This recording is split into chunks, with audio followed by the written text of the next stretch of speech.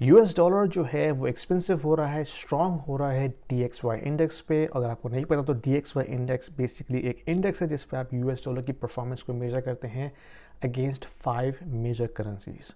इस वक्त 108 पे है और हम लास्ट अगर हम 3 to 4 मंथ्स का डेटा देखते हैं तो हमें नजर आता है कि यूएस डॉलर स्ट्रेट अप गया है। जब से फेडरल रिजर्व ने रेट कटिंग साइकिल स्टार्ट की है तब से उसने एक अपवर्ड स्ट्रांग रैली दिखाई है और वो मज़ीद ऊपर की तरफ अप ट्रेंड है। वजह क्या है इसकी? पहले तो ये समझ लें कि इसकी इंपॉर्टेंस क्या है। यूएस डॉलर जो है वो एक ग्लोबल रिजर्व करेंसी है। इसका मतलब ये है कि दुनिया में जितनी भी कंट्रीज़ हैं उनके ऊपर अगर फॉरेन डेट है और मोस्ट लाइकली वो फॉरेन डेट जो है वो यूएस डॉलर में डिनोमिनेटेड होगा, तो जब भी यूएस डॉलर एक्सपेंसिव होता है, स्ट्रांग होता है, तो वो जो डेट है वो मज़ीद एक्सपेंसिव हो जाता है क्योंकि उनको अपनी लोकल करेंसी को कन्वर्ट करके डॉलर में डेट पे करना पड़ता है। डॉलर नॉर्मली जो डेट है फॉरेन डेट वो पे ऑफ तो नहीं होता, वो उसको रोल ओवर किया जाता है, लेकिन उसको रोल ओवर करने के लिए भी जो इंटरेस्ट पेमेंट पे करनी है that is also paid in US dollar. तो उन कंट्रीज़ को मज़ीद डॉलर्स चाहिए in order to just service the debt. तो एक तो ये मेजर प्रॉब्लम है। दूसरा मेजर प्रॉब्लम ये है कि वो कंट्रीज़ जो भी इम्पोर्ट्स करते हैं, ठीक है, अगर चाइना है, चाइना में आपको अगर ऑयल चाहिए या कोल चाहिए in order to run your power plants, that will most likely be settle in US dollar. अगर आप ऑस्ट्रेलिया हैं, आपको चाइना से स्टफ़ बाई करना है तो आपको वो मोस्ट लाइकली यूएस डॉलर में सेटल करना पड़ेगा।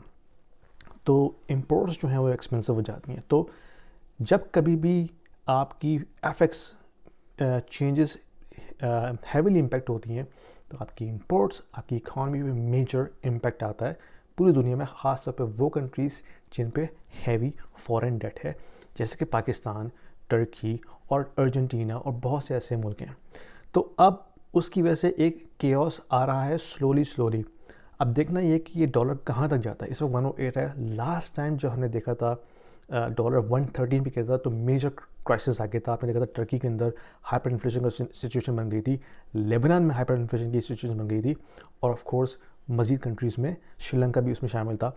तो आपने देखा था कि केओस आया था।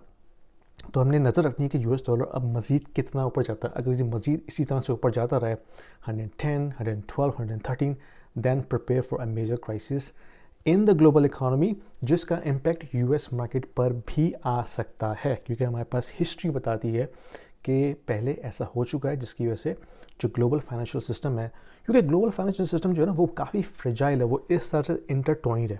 अगर एक रीजन में कोई क्राइसिस आता है फाइनेंशियली, उसका एक स्पिल ओवर इफेक्ट होता है in the US as well. जो ग्लोबल फाइनेंशियल क्राइसिस आया था ना वो यूएस में स्टार्ट हुआ था and then it spill over across the entire world from a financial crisis perspective, ठीक है। फिर जो 2012 में 13 में जो यूरोपियन करेंसी क्राइसिस आया था उसकी वजह से ऑफ कोर्स इम्पैक्ट आया था यूएस के ऊपर भी। तो अगर लेट्स से एशिया में क्राइसिस पड़ता है इसकी वजह से, या लैटिन अमेरिका में क्राइसिस पड़ता है जो कि स्पिल ओवर होता है यूरोप में and then eventually in the US, of course उसका मार्केट पे इम्पैक्ट आता है। अब जैसे यन कैरी ट्रेड जो हुई थी जापान में अर्लियर लास्ट ईयर, उसका इम्पैक्ट कितना आया था यूएस मार्केट्स के ऊपर। तो सिमिलरली अगर मज़ीद ये डॉलर एक स्ट्रेंथ पकड़ता है तो ऑफ कोर्स उससे जो फाइनेंशियल सिस्टम है उसमें मज़ीद केओस आ सकता है, जिसका ऑफ कोर्स इम्पैक्ट यूएस की एक्विटी मार्केट्स पे पड़ेगा, क्रिप्टो पे भी पड़ेगा। तो नज़र आपने ये रखनी है, अगर आप इन्वेस्टर हैं तो आपने इसको गौर से देखना है, मॉनिटर करना है कि ये डॉलर कितना एक्सपेंसिव होता है। अगर मज़ीद एक्सपेंसिव हो रहा है then we have to make sure that we don't lever up. अगर आपने लेवरेज ट्रेड की हुई है you have to be very careful, क्योंकि इस तरह की क्राइसिस में मेल्ट डाउन जो है वो काफ़ी इम्पैक्टफुल होता है। हो सकता है शॉर्ट टर्म मेल्ट डाउन हो लेकिन इवेंचुअली मार्केट रिकवर करती है, but you have to be prepared for the worst to happen. कुछ हिस्टोरिक फिगर्स को बता दूं कि पहले कहाँ कहाँ इस तरह का क्राइसिस आया था। लैटिन अमेरिका में 1980s में क्राइसिस आया था कि जब उनका डेट जो था यूएस डॉलर में डिनोमिनेटेड था, यूएस डॉलर एक्सपेंसिव हुआ, they were not able to pay back their debt and then उसमें आपके पास करेंसी क्राइसिस आया था। इसके अलावा एशियन फाइनेंशियल क्राइसिस हुआ था 1997 में, जिसमें Thailand, south Korea, Indonesia countries में मेजर क्राइसिस आया था, जिसकी वजह से हाइपर इन्फ्लेशन की सिचुएशन पैदा हो गई थी। इसके अलावा अर्जेंटीना में 2001 में क्राइसिस आया था।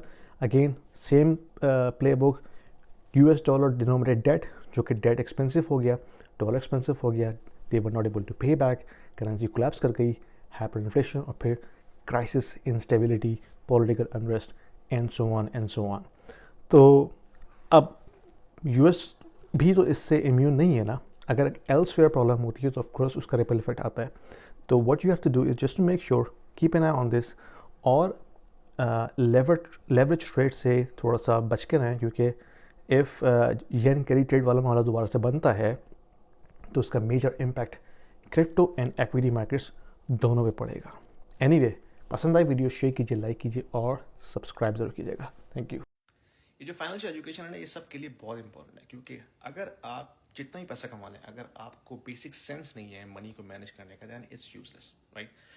और ख़ास तौर पे मैं परेशान हूँ अपने बच्चों के हवाले से, क्योंकि यहाँ पे वेस्टर्न में कंट्री में अगर आप रहते हैं तो यहाँ पे तो स्टूडेंट डेट बहुत कॉमन है. यानी कि बच्चा जब कॉलेज से यूनिवर्सिटी से निकलता है तो ऑलरेडी उसके ऊपर डेट होता है जिसको चुकाना है. फिर ऑफ कोर्स यहाँ पे क्रेडिट कल्चर बहुत कॉमन है. आप क्रेडिट पे गाड़ियाँ खरीदते हैं, आईफोन खरीदते हैं, लग्जरी आइटम्स खरीदते हैं. That is a commodity, that is a luxury. तो बहुत ईजी है अपने आप को डेट में ड्राउन करने का, ठीक है. तो उस हवाले से मैंने बच्चों के लिए एक ई बुक लिखी है जिसका मैंने टारगेट रखा है 10 ईयर्स प्लस, यानी कि जो टीन एज के बच्चे हैं उनके लिए मैंने वो ई बुक लिखी है, किंडल पे अवेलेबल है.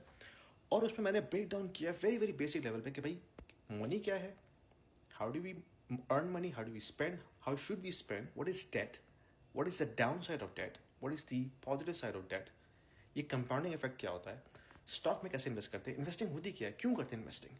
ये तमाम चीज़ें मैंने बड़ी ही सादा अल्फाज में बेसिक लेवल के ऊपर कैप्चर की है इस ई बुक में.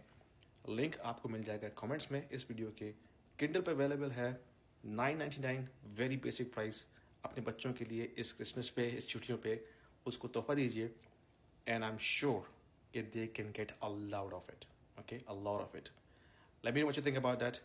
Put your comment in the below and order your copy. Thank you.